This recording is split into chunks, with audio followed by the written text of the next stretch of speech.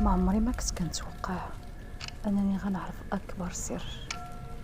والمشكله انني مشيت برجليا ما داني حد.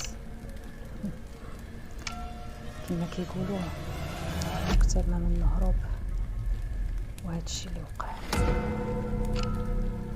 هذا الشيء اللي عاود ليا مول القصه. ولكن سبحان الله هاد القصه هادي صلحتو لي فيلم من قوة الاحداث المتراكبه اللي فيها.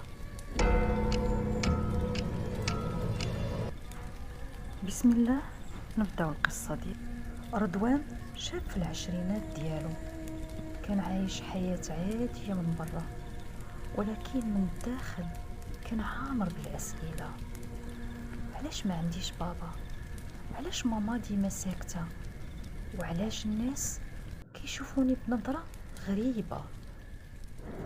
ماماه أمينة كانت مرا مختلفة، ما كتضحكش وما كتخرج، وديما كتسد البيبان مزيان مع المغرب.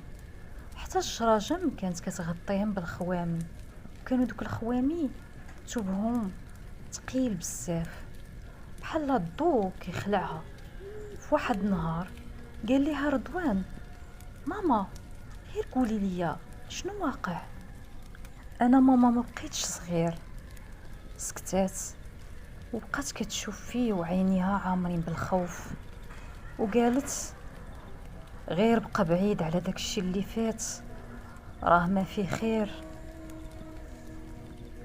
كان عندهم واحد عمو سميتو احمد، كان كيجي عندهم بزاف، كيعطي لرضوان شي فلوس وكيعاونهم، ولكن ديما كيخلي واحد الهضره غامضه في كل مره كيجي عندهم.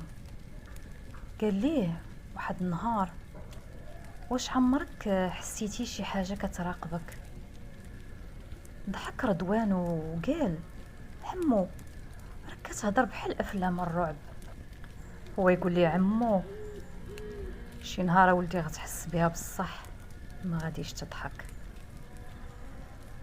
في واحد النهار خرج رضوان مع صحابو للغابه.